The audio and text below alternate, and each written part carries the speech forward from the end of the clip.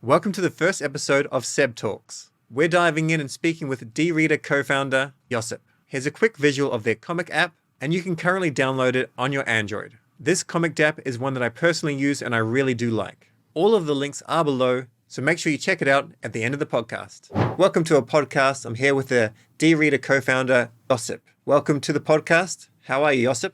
I'm good. Thanks for having me here, Seb. Pleasure. Quickly, let's start with what is dReader? This is an app, a DApp that I'm really keen on. I use myself, but some people won't know what it is. And then after that, tell us a little bit about who you are. Yes, so dReader, in a buzzword way to explain it, it's the future of the comic industry. But in reality, it's a platform for digital comics with a small flavor of Web3, which is digital collecting. In a nutshell, you can think of it as any other digital comic platform, but with that key element where you actually own the content, and now you can do more stuff. Like you can actually have your comic signed digitally, you could unwrap the comic, etc., etc. You can also sell it on the marketplaces and such. So that's something that digital comic industry hasn't seen. Myself, I'm a developer by vocation, also a comic enthusiast, obviously, and I'm working on it in a team of 6. Co-founder is James Roach, and he's a comic writer with over a decade years of experience. There's also Adam, Emmy award-winning illustrator with over 2 decades of experience, and 3 developers and designers. Wonderful.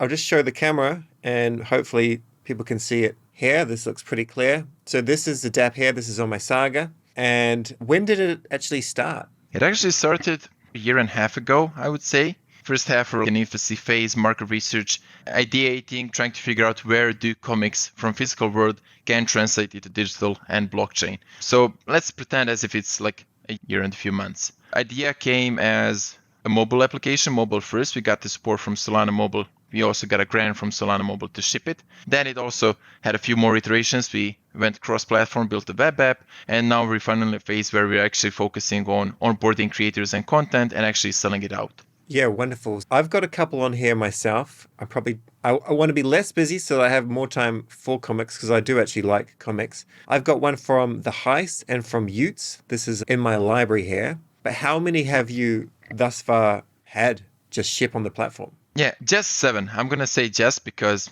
a lot of time has passed and we only minted 7 different episodes. With each one, we were mostly just testing the waters. First, we did a comic with a big brand like Tensor. We did a Tensor comic episode 1. We did something with Heist. We did something with a few individual smaller creators, indie creators, you could call them. And we saw what works. And now we know what to do in the next half year to ship the content. So I expect that we're going to evolve from 7 comics to 100, 200 comics by the end of this year. And then ideally next year, we're going to be one of those libraries which actually have over 1,000 comics in their portfolio. So you've had a couple that have launched thus far, 7. And do you have any upcoming launches, any new comics coming? Yes, we just went through a period of a lot of reiteration, in-depth deeper market research, and we also had to change our tech stack. So network got congested, new standard of NFTs came out by Metaplex, and we had to adapt. So we had to take those 1-2 months of technical quests. And now we're actually in a phase where we want to do launches once a week, starting off with Apartment 323 comic by an Emmy award-winning artist, Adam Jeffcoat. And coming up next, a few days after, is going to be a DJ Ape Academy comic, The Recruits. Also done by the same studio, actually, but as a contractor that works on the comic itself, hired by DJ Ape Academy team. So those would be the 2 launches that I'm actually really hyped about. First one, because the topic is silly. It's like a Web3 degens type of thing, where the comic is like stupid, really stupid. And the second one would be DJ Ape Academy, obviously, because that's one of the brands that, first of all, I personally love a lot. I appreciate a lot, specifically because how much they're actually into lore and building a brand. And thirdly, we have a really close relationship with them. So DJ Ape Academy and Apartment 323 comics are the ones that I have my eyes on. They're also going to be minted as one of the first NFT collections in a core NFT standard, a new standard by Metaplex. And from there, we're working on titles like the Gecko comic and a few other indie creators that are going to be shipped there, with a few other initiatives, not just comic mints on dReader, but also some comic pre-sales that are going to be on a Kickstarter-like approach through Cubic, in case anyone heard of a Cubic platform here on Solana. Okay, cool. Via Cubic. I'll make sure, there's a lot of stuff there, stuff that I wasn't even aware of, so I'll put that all in the links below. And this next coming launch, what day does that launch? Has that date been set? It's still not set. We wanted to do it 2 weeks ago, but then the network went absolutely nuts. We do estimate that we're going to be able to mint next week. So that'd be between 22nd and 29th, if I'm not mistaken. Okay. But we're still keeping an eye on the network. We don't want to do another mint where the network is just not allowing you to actually mint the comics, obviously. And we don't worry too much about marketing it up front. In the end, we're in the attention economy. In a single day, you can grab the attention and take the mint away. So we are working on and planning towards the mint next week with an assumption that it could go wrong and it could be delayed further. Gotcha. Can you just talk us through what is the value proposition of dReader? I got a little bit of information from a space and it really just drove home how important it was. And it was basically that when you go and use a normal studio like Netflix or any of these companies, you basically give them all your IP rights and then you don't get anything back unless you happen to make it like the Avengers or Marvel. And so I understand a little bit of where the gap is, but I want to hear a little bit more. Even if you do make something like Spider-Man, you're still not guaranteed to actually kick off. Like the original artists of those comics didn't get a single penny from comic resales that are happening now. But value proposition at dReader, it's actually from multiple angles, depending who you are. Are you a comic collector enthusiast? Are you a creator? Are you maybe a VC that's looking to invest? And something that I'm going to open with is I'm going to act as why dReader as a startup is going to succeed. My theory, regular users of all the subscription services are ready to pay $5 to $10 a month to get their services. So that's Netflix, that's comic apps like Tapas, even some apps that offer premium services.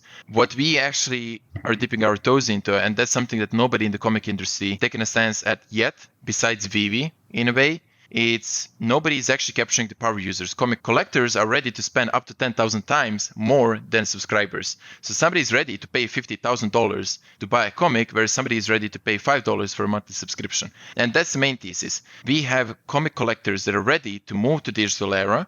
They're just missing the resources. So far, they didn't have a platform where they could collect signatures, unwrap comics, have that kind of gamified experience, and have a sense of what you actually have in the physical world. Why would you collect a PDF online digitally if there's no provenance, if there's no other user experiences, if there's no social engagement? Comic collectors, they're simple. If I love comic collecting, I want to also collect on everywhere where I can. It's not just physical. I also love this for the love of the game. I also want to do it digitally. It saves room, it saves costs, it's global, it's also cheaper than the print version, etc. And there are also digital stuff like animated comics, something that's not possible physically. As for creators, there's perpetual royalties that are enforced through NFT sales. There's also the IP ownership, where we don't actually hold IP rights to your comic. We're not going to lock them in any way where we say for the next 2 years, we have to only distribute your comic through dReader. So there's kind of sense of ownership of the IP with the creators as well.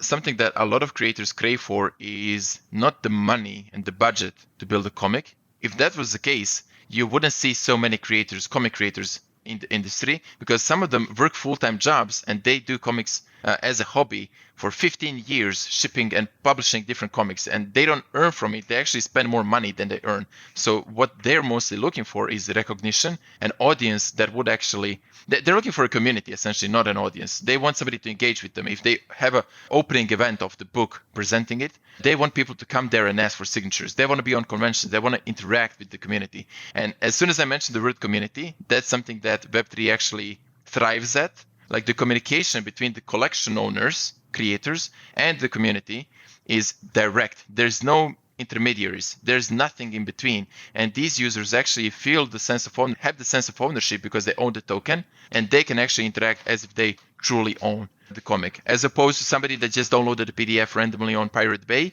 and now reads the comic. So for creators, something that we definitely want to focus on is building a brand and an IP by providing an audience that's going to actually act as a community, that's going to look for signatures. And when you come to Netflix with your pitch, you come to them with your comic, and you say, I want to make an animated series out of these. Is it One Piece? One Piece was a manga first. Attack on Titan, One Punch Man, etc. All started as manga. And not just mangas, there's also movies, obviously.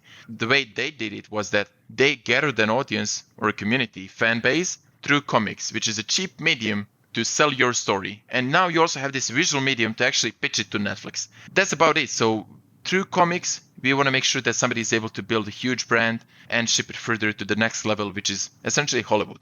You approach Netflix, they're not going to ask you how much money you earned on the comic. They're going to ask you how many new users are going to bring to our app, because we now distribute this animated series. And that's what we could see with shows like One Punch Man and One Piece being added to the Netflix. Somebody's going to buy a subscription just to look at that series. Summary at the end, or like what are some actionables for people to get involved with? What do you want me to mention your drip, that you've got a drip going on or anything like that? Or no, keep an eyes peeled on Twitter, because like in the next few weeks we're actually going to kick off both with the sales and other initiatives like on Cubic, etc. So if you're a creator, call to action would be join our Discord, because we have grant opportunities for creators where we give them $500 or something like that to write the comic. And for end users, I guess, for comic enthusiasts, it would be play around, go to our link tree, see what's cooking. Josip, there's plenty of alpha. Definitely, I agree with the IP being owned. And actually, I do have one other question that's popped into my mind. How does it work with NFTs and Rarity? Can you mint something that's more legendary, or every one that's minted, is it the first one to mint gets the first? Is it the first out of, say, 500? Or is it randomly done so that you've got maybe, I'm not sure exactly. Yeah, collection is half generic. So it's not fully generic where each NFT is completely unique when it comes to the cover art and visuals. But there are categories, classes of rarities and conditions. Like you can lose some kind of value by unwrapping the comic, or you can increase the value by actually collecting a signature for the creator. And as for the rarities, you can collect of up to 5 rarities of a specific episode. So that would be like 5 featured or variant covers of the same episode. Okay, and so how would someone collect a signature on the digital copy?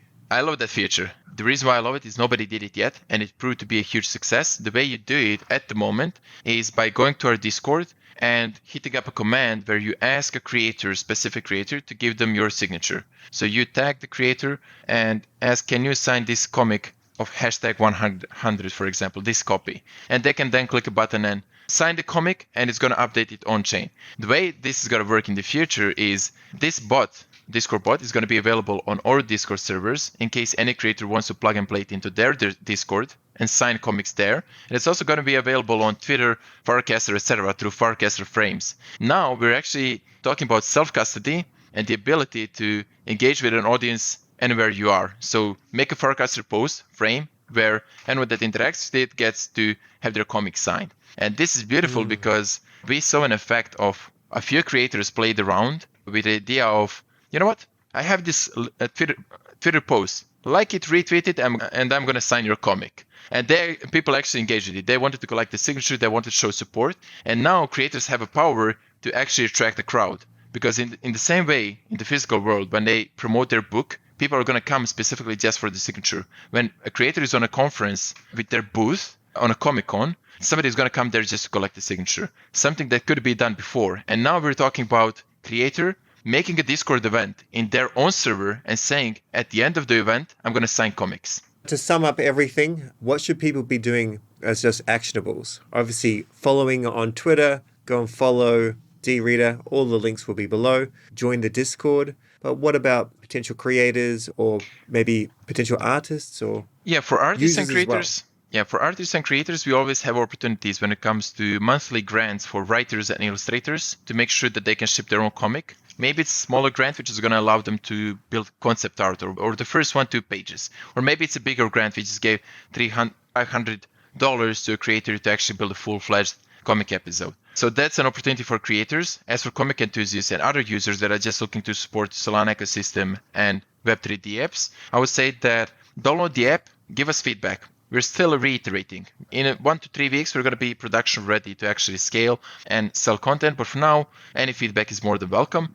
Other than that, try to open up a comic or 2, read it. Let us know if you love the content or which content you would like to see more. Is it manga? Is it action comics? Is it superhero? Or maybe it's vertical scroll comics, etc. Wonderful. All right. Thanks very much for coming on the show. Make sure you go and follow dReader. I personally will be minting a few comics. I love what this can do to the space in bringing more Web2 users in or more collectors in with something that actually probably has value. And thanks very much for coming on, Josip. I hope you enjoyed the podcast. Remember, all the links are below. Make sure you're following them and staying up to date on dReader. This is their main Twitter. This is Josip's Twitter. This is the web app. And remember, you can download the app right now on your Android. We'll catch you in the next episode of Seb Talks. It did last 20 minutes like Jupiter.